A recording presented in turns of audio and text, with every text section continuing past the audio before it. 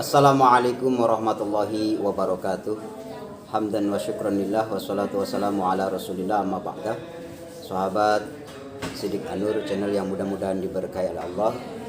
Baik, pada kesempatan ini saya akan memberikan satu kisah cerita teladan dari sahabat. Dulu kala ada sahabat yang bernama Abu Dujana.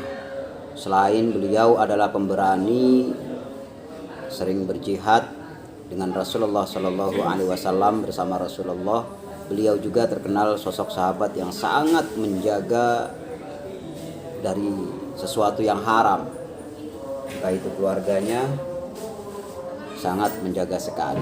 Suatu ketika ada kisah, beliau adalah salah satu dari orang yang istiqomah berjamaah sholat subuh dengan Rasulullah Shallallahu Alaihi Wasallam. Rasulullah Shallallahu Alaihi Wasallam melihat beliau Abu Dujana ini sering sekali setelah melaksanakan jamaah sholat subuh, beliau tidak menanti berdoa bersama dengan Rasulullah. Jadi setelah jamaah beliau lantas pulang ke rumahnya. Akhirnya Rasulullah Shallallahu Alaihi Wasallam memanggil sahabat Abu Dujana itu dan menginterogasi.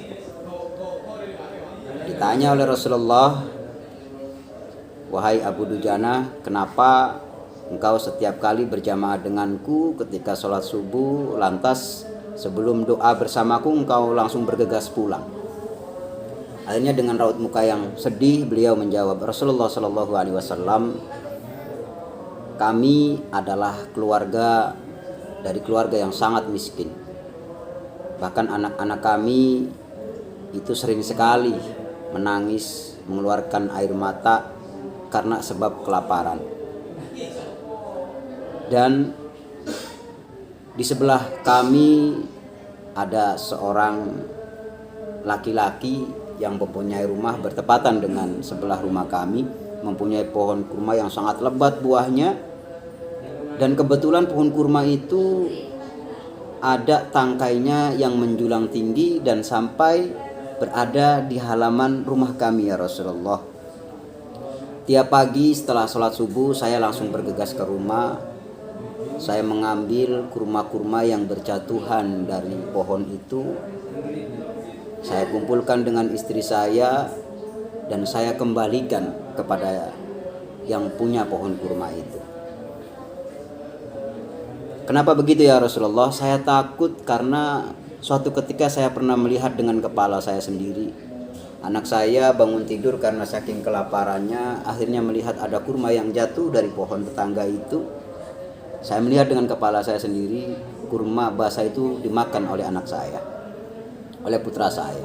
Akhirnya ya Rasulullah, saya langsung menarik putra saya dan saya tengadahkan jari-jari saya masukkan di mulutnya agar supaya kurma basah milik orang lain itu keluar dari mulutnya. Karena saya sangat menjaga keluarga saya dari perkara yang haram. Sehingga mohon maaf Rasulullah, saya tidak mau kejadian itu terulang lagi. Sehingga ketika saya selesai sholat subuh, saya langsung bergegas ke rumah. Saya takut anak saya bangun di pagi hari sebelum saya pulang dan mereka memakan lagi kurma punya orang." Begitu luar biasanya menjaga keharaman dari keluarganya itu. Akhirnya Rasulullah sempat meneteskan air mata karena kesedihannya.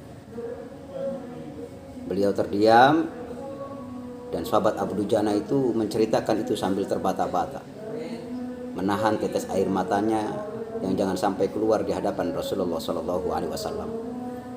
Akhirnya Abu Dujana pun pergi. Rasulullah terbesit dalam hatinya, ingin membantu sahabat tersebut, dan Rasulullah akan membeli pohon kurma itu dari orang yang memiliki pohon kurma yang memang tangkainya menjulang ke rumah sahabat Abu Dujana itu. Akhirnya diteliti oleh Rasulullah, ketemu ternyata sang pemilik itu adalah orang Islam yang munafik. Diceritakan Rasulullah mendatangi rumahnya, menanyakan perihal tentang pohon kurma itu, dan Rasul punya niatan untuk membeli pohon kurma itu walaupun dengan harga 10 kali lipatnya, kata Rasulullah.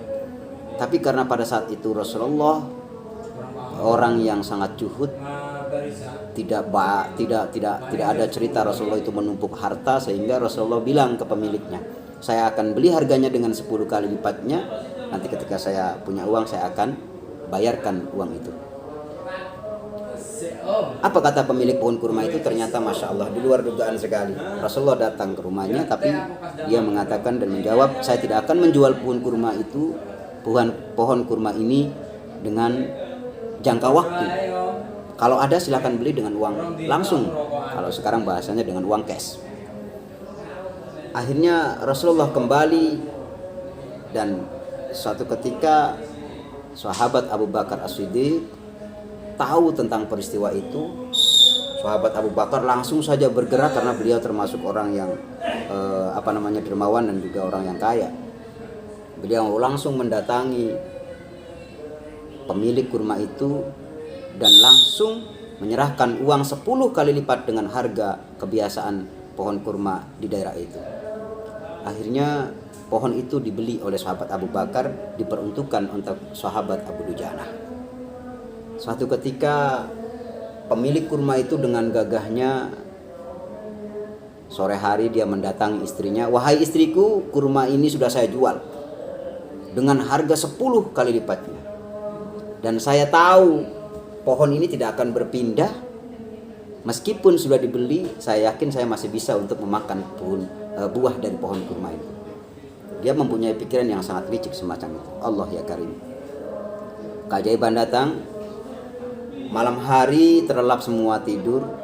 Masya Allah, atas izin Allah, Allah mengutus malaikat untuk mencabut pohon kurma itu dan memindahkan pohon kurma itu tepat berada di sisi sebelahnya. Artinya tepat berada di pekarangan rumah sahabat Abu Dujanah.